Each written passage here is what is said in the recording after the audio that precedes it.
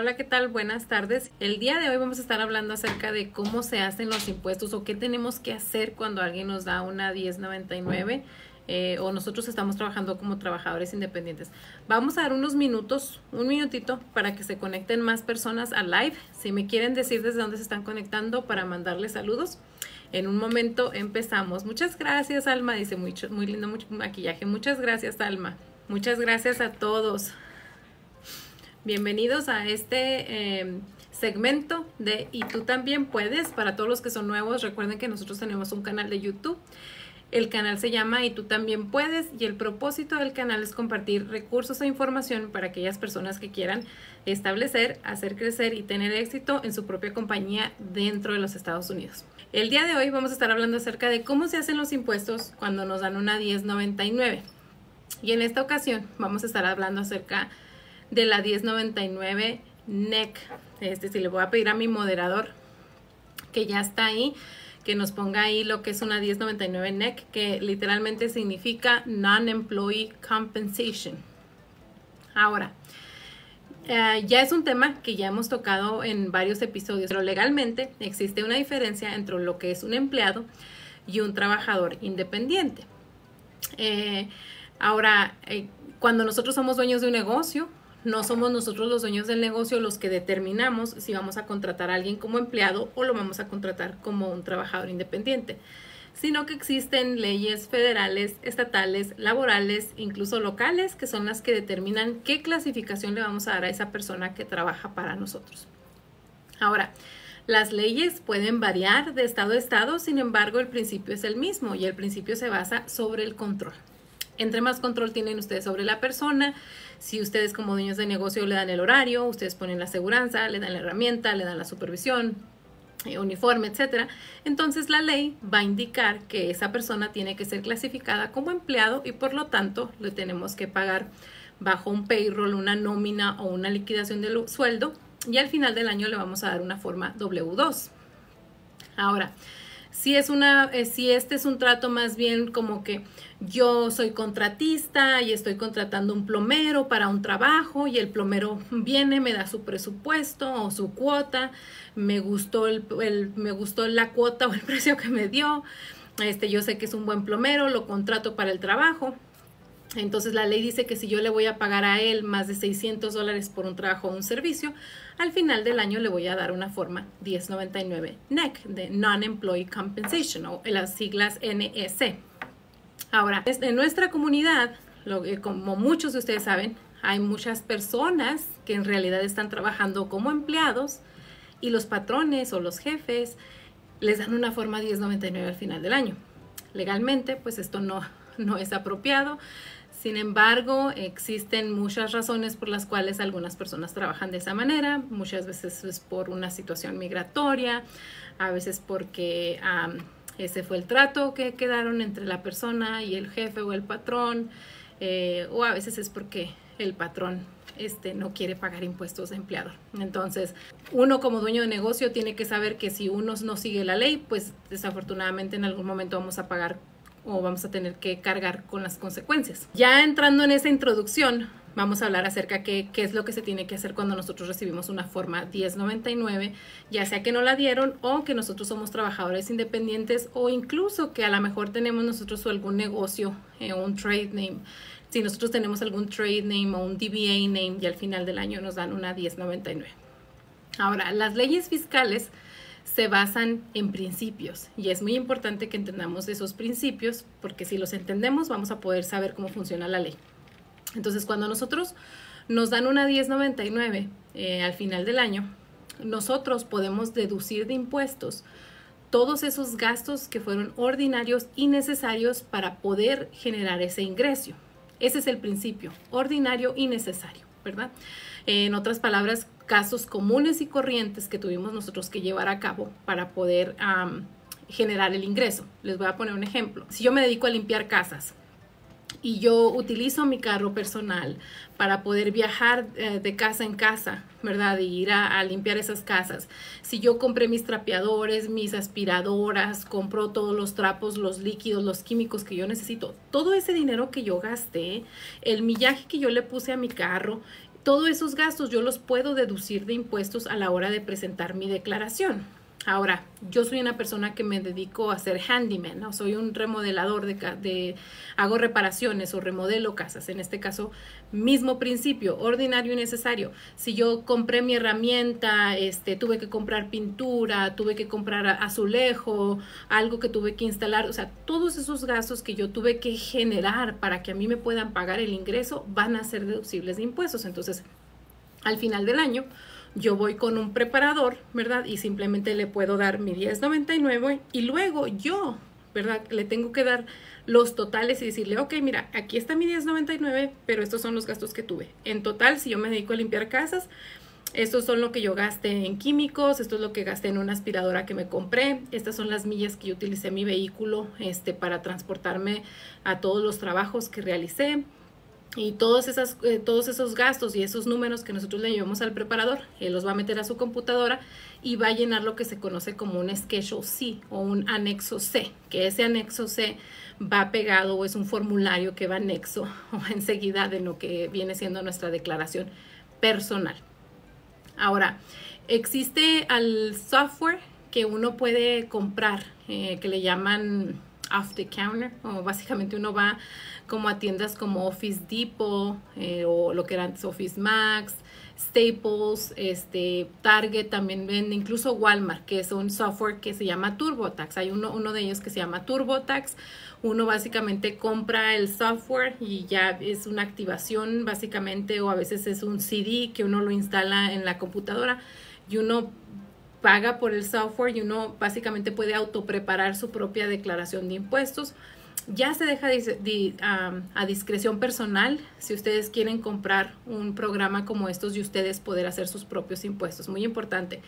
No es necesario, o sea, hay muchas personas que hacen su propia declaración. Aquí en Estados Unidos no existe una ley que te diga a fuerzas tienes que contratar un contador o a fuerzas tienes que contratar un CPA o a fuerzas tienes que contratar a un preparador de impuestos, sino que existen muchas personas que hacen su propia declaración de impuestos y muchas veces se valen de este software que pueden, o estos programas para hacer impuestos que uno puede comprar en estas tiendas.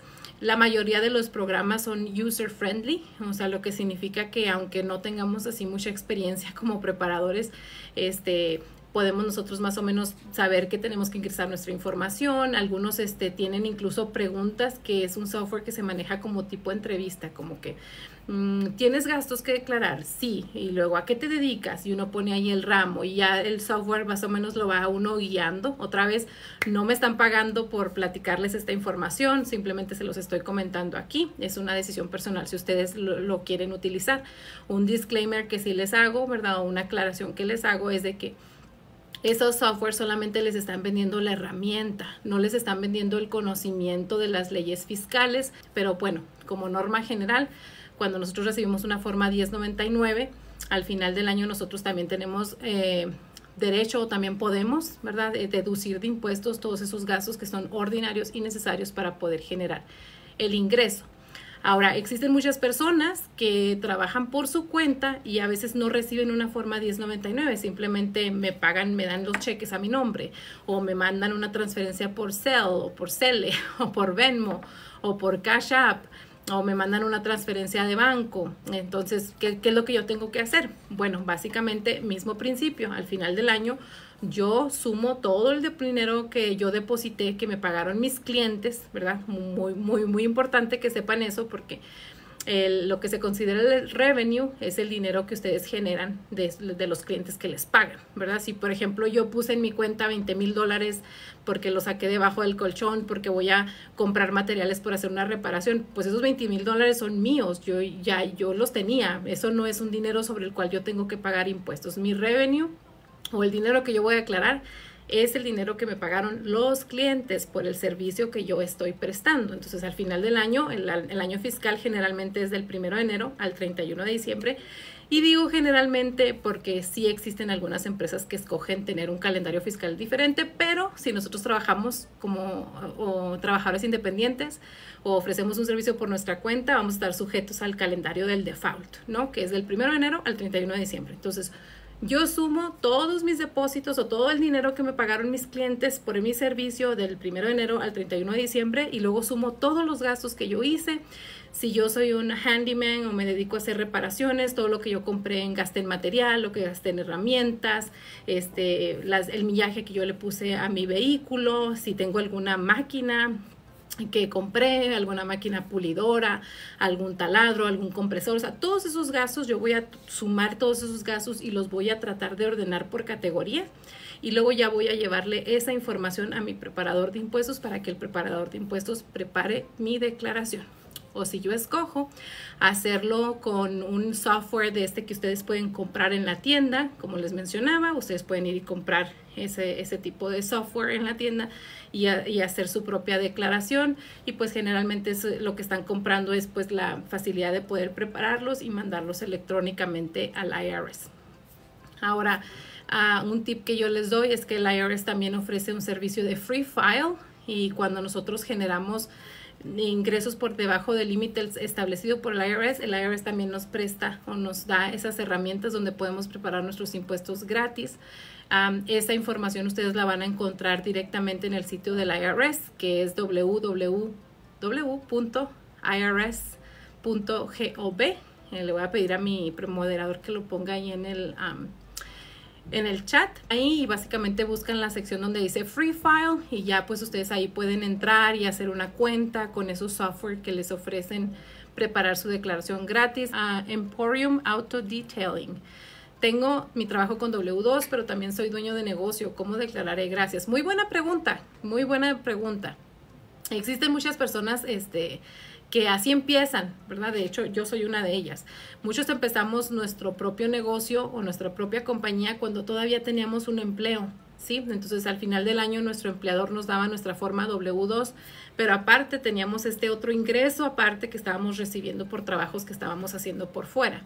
Entonces, en ese caso, básicamente es el mismo principio. Se va a llenar su forma 1040, que es la forma de la declaración de impuestos personal, y esta forma va a ir con su anexo C o con su Schedule C. En su Schedule C, ahí es donde se reporta todo este ingreso que usted ha estado generando por fuera de los trabajos que usted está haciendo por su cuenta. Entonces, usted tiene que llevar sus propias cuentas al preparador y decirle, ok, mira, aparte de mi W2, tengo estos otros ingresos que declarar, gané otros $20,000 por fuera, yo me dedico a hacer por su título auto detailing, ¿verdad? Y me pagaron esto por fuera, pero aquí está todo lo que yo tuve también que gastar para poder generar el ingreso y ya con esa información el preparador puede preparar su declaración de impuestos. Muy buena pregunta. Cris 2022, si tengo una compañía y pago en cash, ¿cómo lo tengo que hacer los taxes? Es mi primer año. Ok, pagar en cash o pagarle en efectivo a alguien no es un crimen, no es un delito, ¿verdad? El cash, el efectivo es un método de pago. Sin embargo, si nosotros tenemos trabajadores independientes, ¿verdad? Y les estamos pagando a esos trabajadores independientes más de $600 en cash, lo puedo hacer. Sin embargo, si yo lo quiero deducir de impuestos, la ley dice que yo le tengo que dar a ese trabajador independiente una 1099 por el monto total que yo le di en el año, ¿sí? Entonces, si yo a uno le di $10,000 durante el año, a lo mejor de 600 en 600 o de 1,000 en 1,000, pero al final del año, del 1 de enero al 31 de diciembre, totaliza que en total le he dado $10,000 en cash. Bueno, al final del año yo le voy a dar a ese trabajador independiente la 1099 que indique que yo le di $10,000. Y en el caso de cuando nosotros llenamos los formularios 1099, también hay un formulario que va directamente al IRS, donde le decimos al IRS, mira, en total, a lo que le pagué a mis trabajadores independientes fueron $200,000, fueron tantas formas las que hice, aquí están las copias de las formas que yo emití, y aquí están las copias con la información de a cada una de las personas a las que yo le di el dinero. También existen algunos estados que nos piden que mandemos un reporte de esas 1099 por separado. Ya va a depender del estado donde estamos, si el estado lo requiere o no. Pero básicamente así es como se hace. Espero haber contestado su pregunta. Mía, es mi primer año reportando mi negocio y no sé ni por dónde empezar. Saludos, Mía, y muchas felicidades en su negocio. Le deseamos mucho éxito. Ahora, como usted sí tiene formalmente un negocio, necesitaría un poquito más de información para saber cómo organizó su negocio, para decirle exactamente cómo va a organizar su documentación para presentar su declaración. El principio es el mismo. El principio es el mismo para todos. Cuando nosotros tenemos un negocio grande, chiquito, pequeño, una gran corporación, al final del año se declara todo el dinero que nos pagaron nuestros clientes. Eso contablemente se conoce como el revenue, y luego deducimos de impuestos todos los gastos que fueron ordinarios y necesarios para las operaciones del negocio o para poder generar el ingreso. Y los negocios pagan impuestos de la ganancia neta, es decir, lo que quedó después de esas deducciones o de esos gastos que son deducibles de impuestos. Espero haber contestado su pregunta. Cintia Cejas: si este año cambia S Corp y no me pago payroll, ¿puedo solicitar volver a cambiar esa elección fiscal?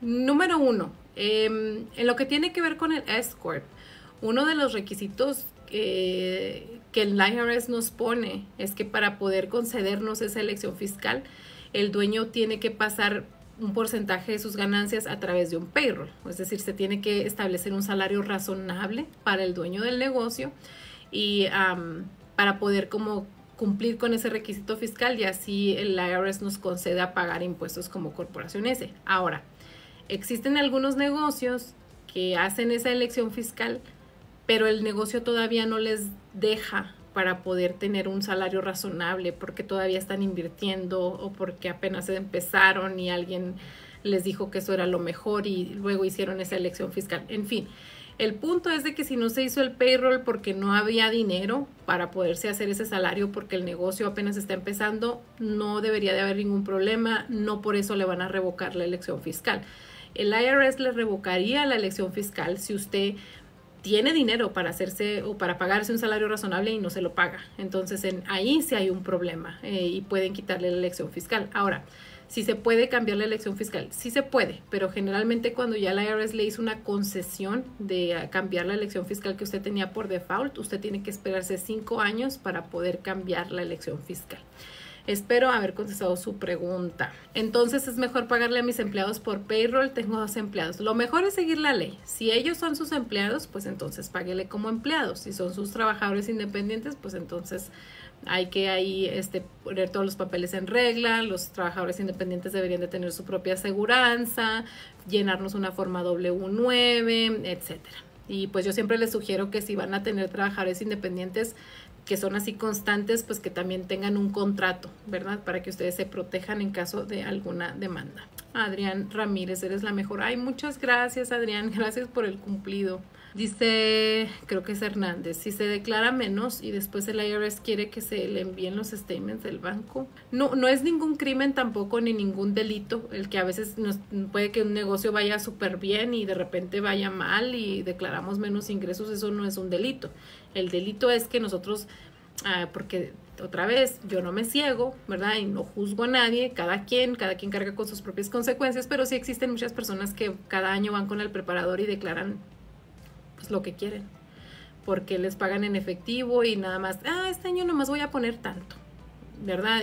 Ahora, ¿qué dice la ley? Bueno, la ley dice que nosotros debemos declarar todos los ingresos que generamos. Entonces, si alguien está omitiendo sus ingresos y ahí anda cada año calculando cuánto va a poner y cuánto no, pues allá cada quien, pero pues luego vienen las consecuencias, sobre todo cuando ya tenemos una cuenta bancaria y en la cuenta bancaria están entrando todos esos depósitos de los clientes y queremos hacerle de chivo los tamales a la IRS, o no sé si sea la expresión correcta, pero queremos decirle a la IRS, nomás generé 20,000, pero a mi cuenta entraron como $100,000, entonces ahí en algún momento se van a reconciliar esos ingresos con nuestra declaración y puede que nos pidan hacernos una auditoría a ver qué es lo que está pasando.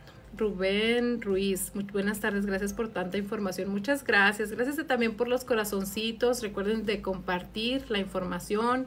Si no han ido a visitar al canal de YouTube, vayan y visítenlo, nos encuentran con el hashtag y tú también puedes. Ahí en ese canal ya les hemos publicado mucha información que les va a ayudar a poder establecer su propio negocio en los Estados Unidos. Adrián Cortés Márquez, ¿de dónde se puede tomar clases para preparar yo mismo mis impuestos? En el Community College puede tomar clases, también existen algunas, como yo le puedo recomendar la National Association of Tax Preparers, ahí también ellos dan algunos cursos en línea. Existen, si usted también se va en el buscador del IRS, ahí también puede buscar algunas escuelas que dan incluso algunos certificados que son válidos ante el IRS, que son créditos. También ahí puede tomar cursos. Berry 664, ¿cómo se puede obtener el ITIN? El ITIN es un número que se tramita para las personas que en este momento no califican para tener un número de seguro social, y esas personas tienen un ingreso que declarar. Entonces generalmente si hay ingresos que declarar, el mismo preparador que les hace la declaración puede tramitar su número ITIN. Ahora, existen algunos preparadores que son Acceptance Agent, y en el caso de esos preparadores, ellos tomaron, digamos, una certificación donde ellos pueden revisar sus documentos y mandar su declaración sin la necesidad de mandar sus documentos originales y poder tramitar su número ITIN. Ahora, ¿por qué les digo esto? Bueno, porque cuando se tramita el número ITIN se tiene que llenar la aplicación W7, y esa aplicación W7 tiene que ir acompañada como del acta de nacimiento y del pasaporte de la persona para poder corroborar su identidad. Y algunos, digamos, los preparadores pueden hacer ese proceso por correo, pero pues ahí se van sus documentos originales y hasta que el IRS se los regresa. Sin embargo, los preparadores que son Acceptance Agent, ellos digamos que certifican que sus documentos, que los documentos que ustedes presentaron son legítimos, y en esa instancia pues no se tiene que mandar los documentos originales, porque ya sí existen muchos casos donde se pierden los documentos en el correo y pues son documentos importantes. Espero haber contestado su pregunta. Dice, por favor, ¿cuáles trámites se tiene que hacer para poner un DBA? Solamente, cada estado es diferente, Ita. Depende del estado, pero en algunos estados ese trámite lo maneja directamente con la Secretaría del Estado, y existen otros estados donde lo maneja el condado. Pero para más información comuníquese directamente con la Secretaría de su estado y ya ellos le dicen cuál aplicación puede hacer. Generalmente eso es un proceso que lo puede hacer en línea, y ya que usted que tiene su DBA ya puede tramitar un número EIN para ese DBA, que es un número federal de empleador. Ay, muchas gracias, Adrián Ramírez. Dice, eres una mujer maravillosa. Muchas gracias. Luis Rodríguez, hable del CEL, por favor.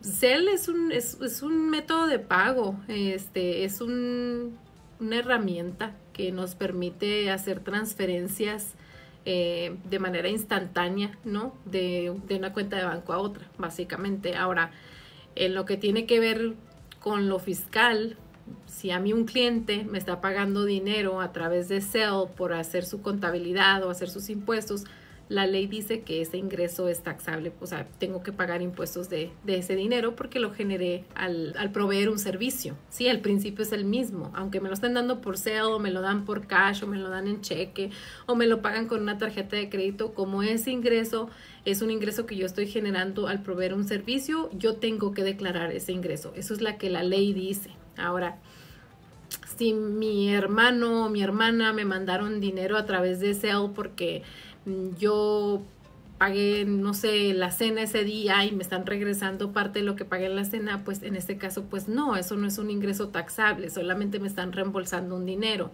O si yo le presté dinero a alguien en alguna ocasión y cuando me lo regresó me lo va a regresar a través de CEL, tampoco es un ingreso taxable, me están regresando un préstamo que yo hice. Lo que es taxable es el dinero que yo estoy generando al vender algún producto o proveer algún servicio, y es irrelevante el método de pago. Ahora, existen muchas personas que omiten sus ingresos, ¿verdad? Entonces, otra vez les digo, lo mejor para tener una conciencia tranquila y dormir tranquilamente es hacer las cosas bien. Sí, espero haber contestado su pregunta.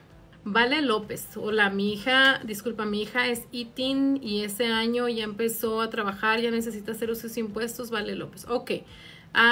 No me dice cuántos años tiene su hija. Es una decisión personal. Si su hija va a hacer una declaración ya de impuestos ella por separado y ella va a declarar sus impuestos. Ahora existen algunos casos donde nuestros hijos que son menores de edad, que todavía son estudiantes de tiempo completo, empiezan a trabajar sus part-time y al final del año se presenta una declaración donde en la declaración se dice yo soy el depende de alguien más.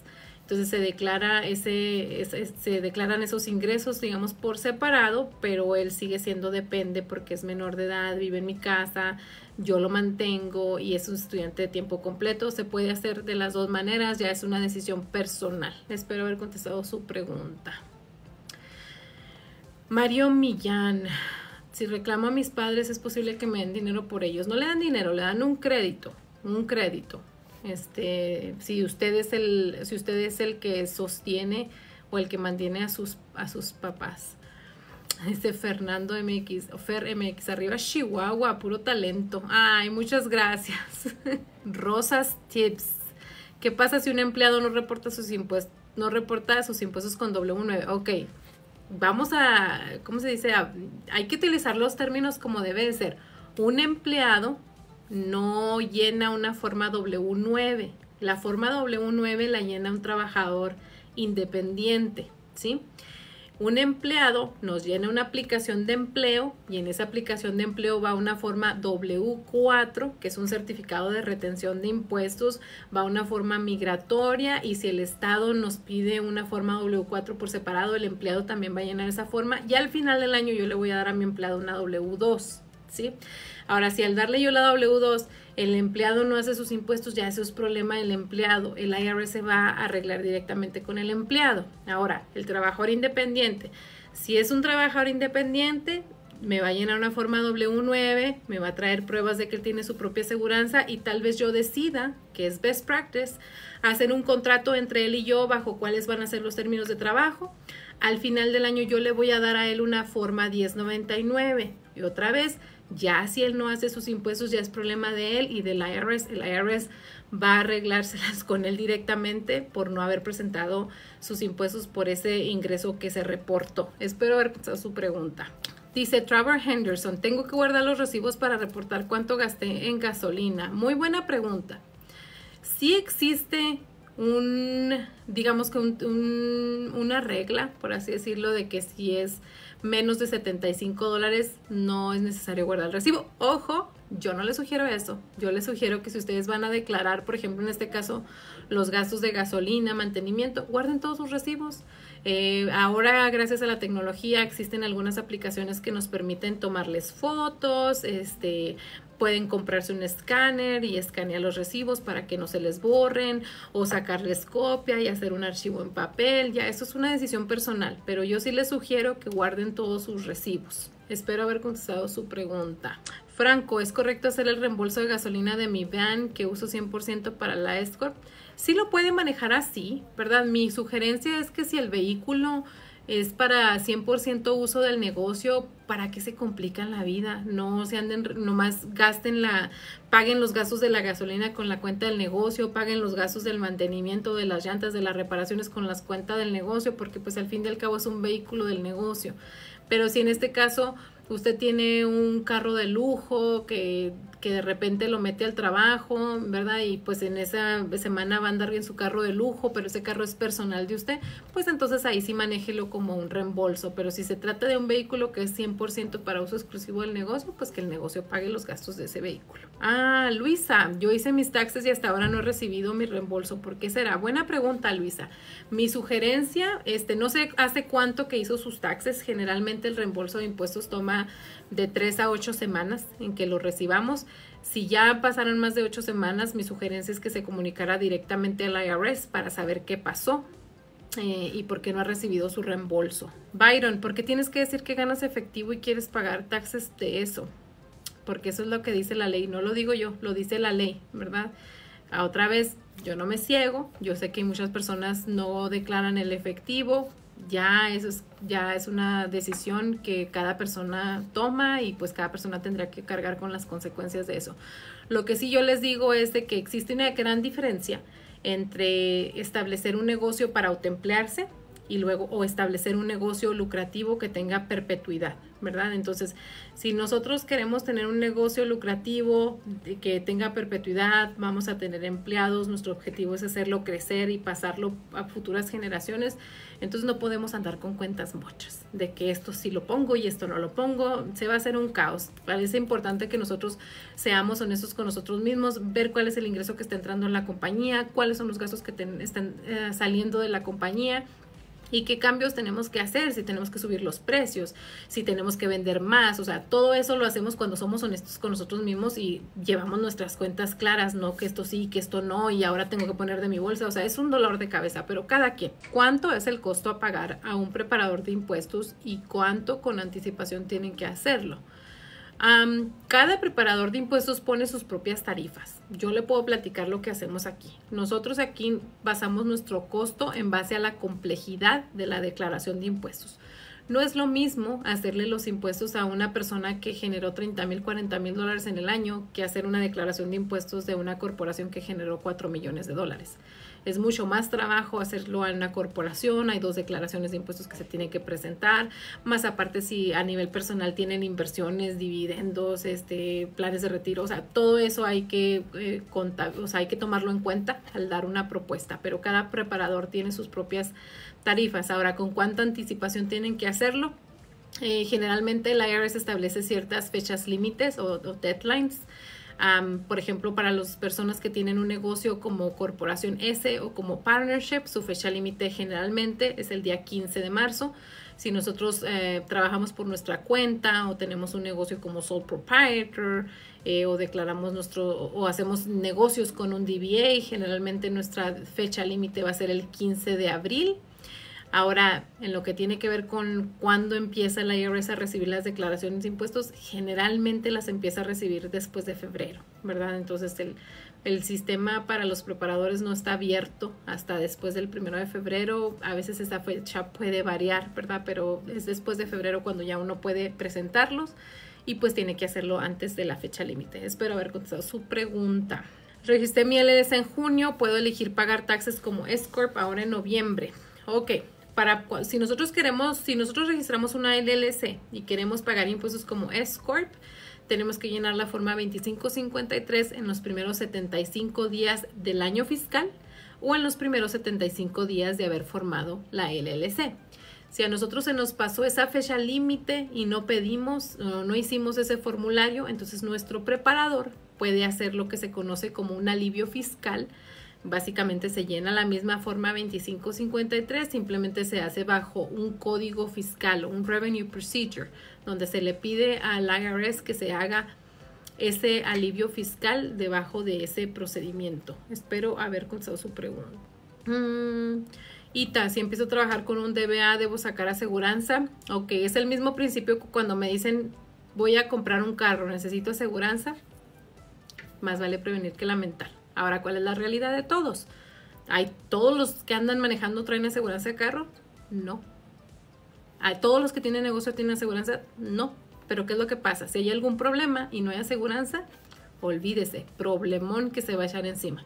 Entonces, dependiendo del ramo del negocio, pues sí, lo más apropiado es que tenga su propia aseguranza. Espero haber contestado su pregunta. Decoraciones a Ari, tengo una LLC, pedí la extensión, hice las taxes del octubre, me llegó una penalidad. Ok, si usted sí hizo sus impuestos antes de la fecha límite de su extensión, usted puede pedir que le hagan un abatement o le cancelen esa penalidad, pero sí tiene que probar al IRS, ¿verdad? Si la declaración se hizo electrónica, generalmente el preparador tiene un número de acknowledgement y ya pues usted puede mandar una carta pidiendo el abatement y mandando prueba de ese número de acknowledgement que demuestra que usted sí hizo sus impuestos a tiempo.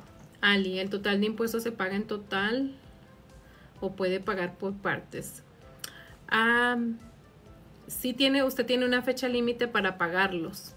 Por ejemplo, si su declaración de impuestos, usted tiene que presentar sus impuestos antes del 15 de abril, pues para el 15 de abril debió de haber liquidado todos sus impuestos. Si usted no le paga a la IRS todo para el 15 de abril, entonces usted puede establecer un plan de pagos, pero generalmente pues si le cobran intereses sobre ese dinero que no se ha pagado, esos impuestos que no se ha pagado. Yvonne Raspberry, ¿cuánto se debe pagar como S-Corp? ¿50 es suficiente? Buena pregunta, Yvonne. Eso es relativo, ¿sí? No hay un salario razonable específico.